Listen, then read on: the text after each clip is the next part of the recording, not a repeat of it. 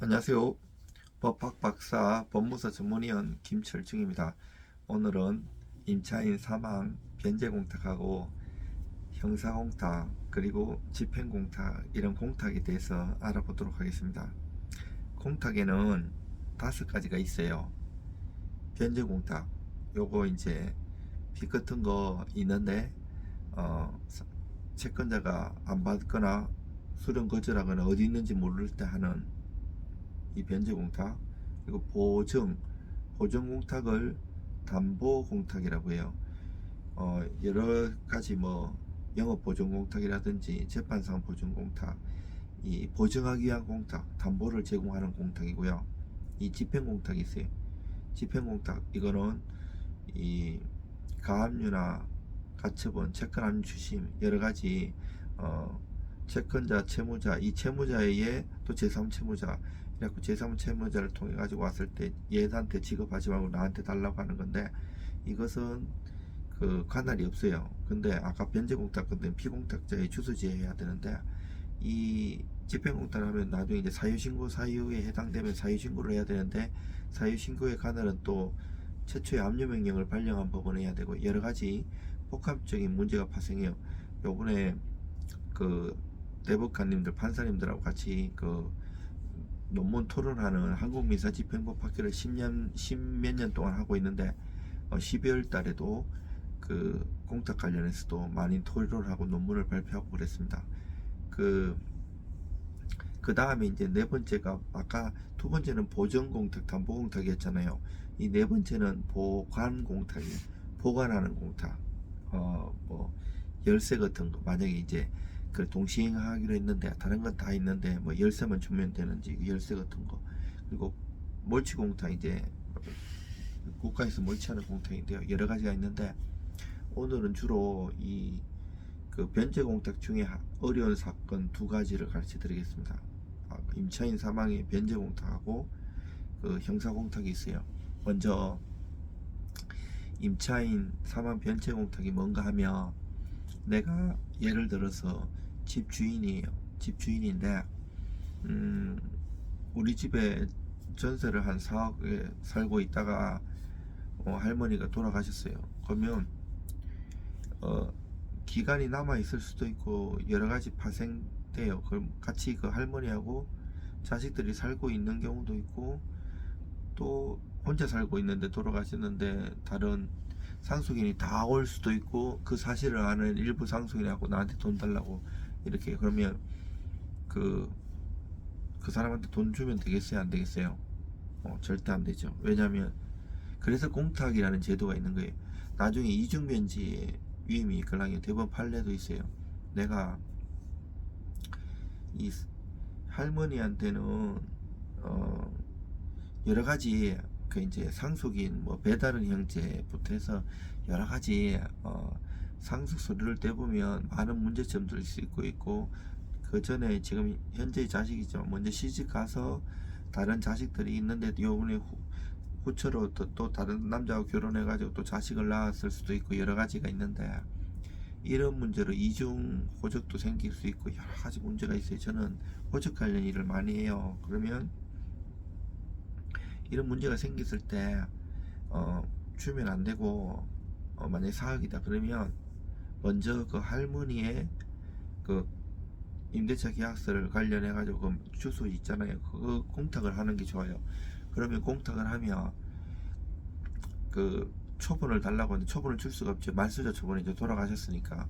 그러면 여기서 이 말소자 초본에 그 보증서를 받아 이렇게 보정할 수 있는 서류, 그래서 할머니 가족관계 증명서, 기본증명서, 이 이제 2007년까지 호적법이라는 게 있었는데, 그때 한 호적 내에 여러 가지 개인정보가 있으니까 나라에서 이래 안 되겠다 해가지고 5개로 바꿨어. 2008년도에 기본증명서, 가족관계 증명서, 혼인관계 증명서, 양친자 관계는 10여 년 전에 법이 바뀌어갖고 아예 나열이고 이러면 성까지 다 바꾸고 그 입양되는 거예요. 그 입양 관계 증명서 5개가 있고, 재적이 있고 전재적이 있고 이런 걸 다 떼가지고 다 상속인들 계산해가지고 상속 지분 한번 딱 해가지고 각각 초분까지 발급받아서 그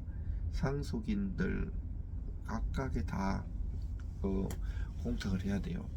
이래 하지 않으면 나중에 반드시 분쟁이 오고 소송이 들어옵니다. 이런 것도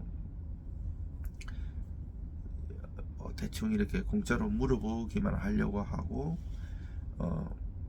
일을 안 맡기고 이러는데, 그 정도의 제가 선량을 이런 유튜브를 통해서 많이 가르쳐 드렸어요. 이 정도 솔직히 무료로 해드리면 자세히 가르쳐 드린 거예요.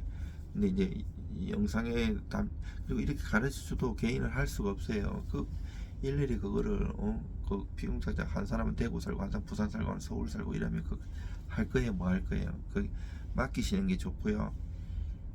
또 영상에서 말하지 못한 그런 것들도 많이 있어요. 그런 거를 전문가가 백지 있는 게 아니에요.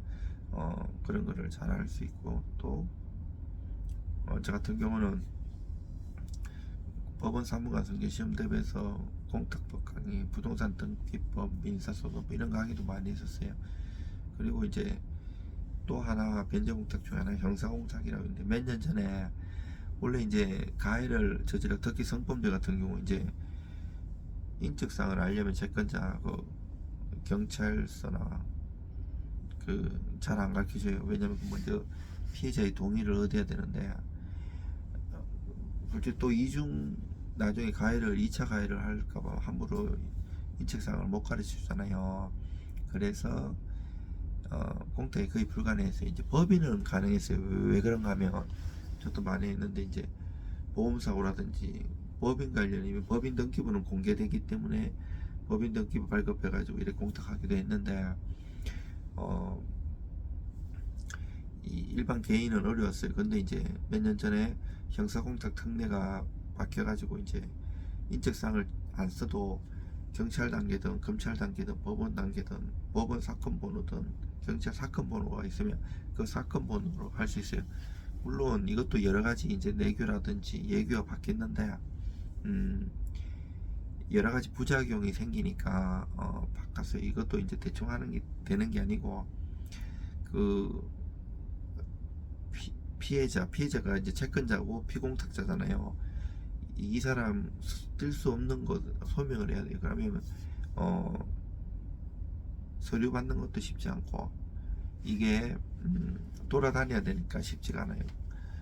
또 한편으로는 피해자가 이제 채권자예요. 그리고 피공탁자는 이제 공탁자가 그 가해자가 공탁하면 법원에서 이제 수령할 수 있는 게 피공탁자인데, 이 피공탁자가 이제 대부분은 그렇지 않지만 어떤 사람들은 수령 안 하고 꼭 처벌하려고 해갖고 형사재판이 거의 판결 내릴 쯤에 그 출급해갖고 가는 경우가 있어요. 출급은 공탁금을 빼가는 걸 말하고, 회수는 공탁한 사람이 이렇게 오는 거예요. 형사공탁도 여러 가지 예규가 있고 법규가 있는데, 아니 내가 공탁을 해놓고 장량간격에 창고대고를 한 다음에, 형사는 이 장량간격이나 가중할 수 있는 사유가 다 달라요. 근데 좀 유리하게 해놓고 판결할 때 좀 싹 이 회수를 해버리면 가해자는 소기 성과는 얻었지만 피해자는 억울하잖아요. 그래서 이 회수 제한 신고도 하게 돼 있어요.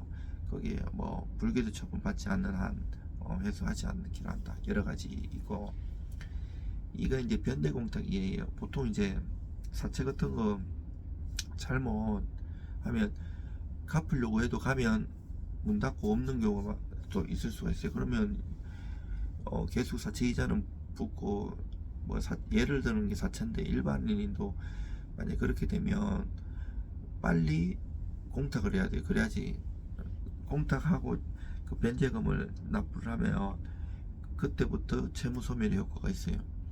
이제 이게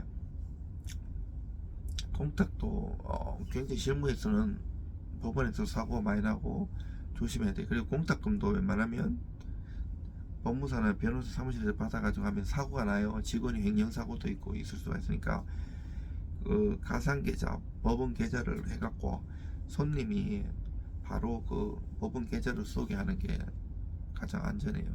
그리고 또 집행공탁도 있고 이게 공탁이 많은데 의뢰해 주시면 잘 처리해 드리겠습니다.